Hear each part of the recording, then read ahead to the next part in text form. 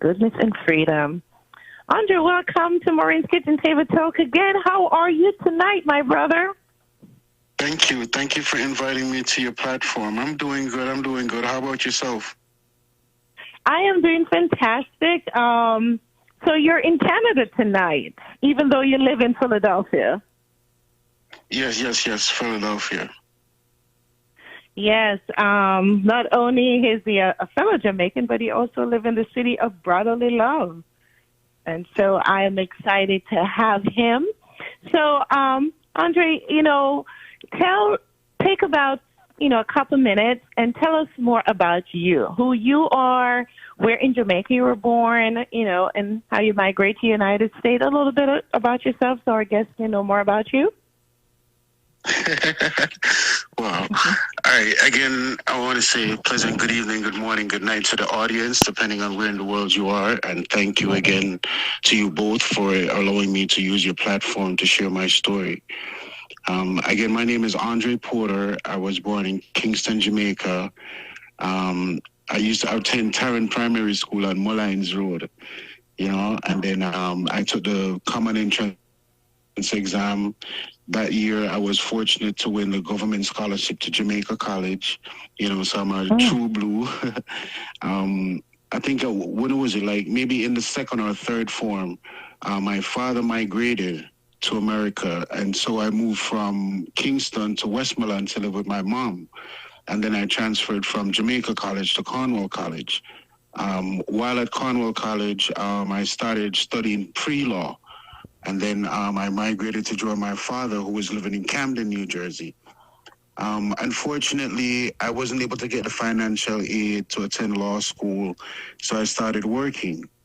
I'll share a quick story with you.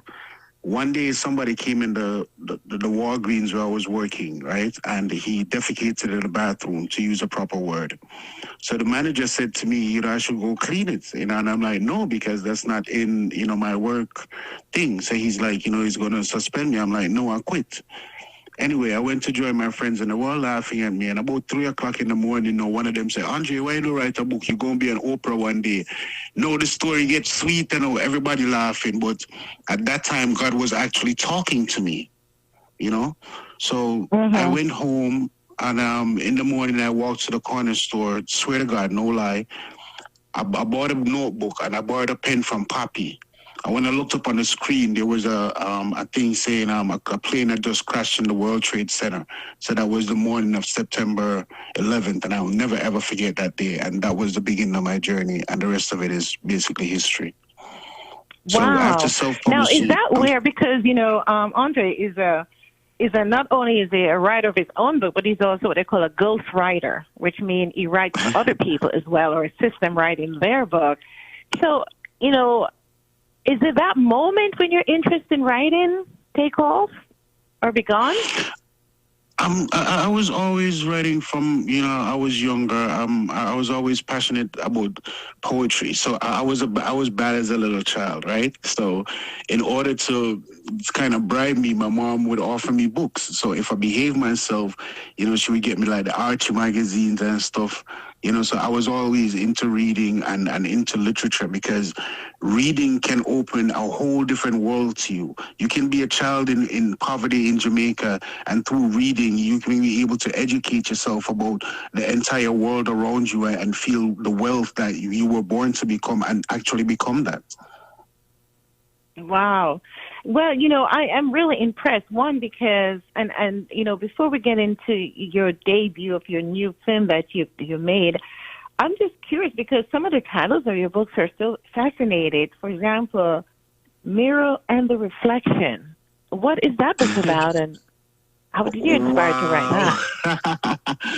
All right, so I know some of your audience are going to feel uncomfortable speaking about Mirror and the Reflection, because I wanted to avoid that book, but unfortunately, it is a part of our culture. It is a part of our heritage. So Mirror and the Reflection was actually based on a true life story of a Jamaican Obeahman, one of the most revered and feared voodoo priest of our time, who was actually born in Jamaica and had to migrate to New York, you know, and after publishing my book, he read an article about me in the Jamaica Gleaner. He reached out to me saying that, you know, he wanted me to write his story, and, you know, that the rest was history.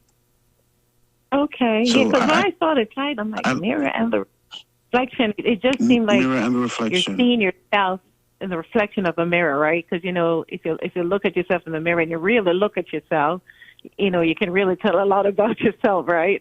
So I was curious about that. And the other one that caught my attention as well.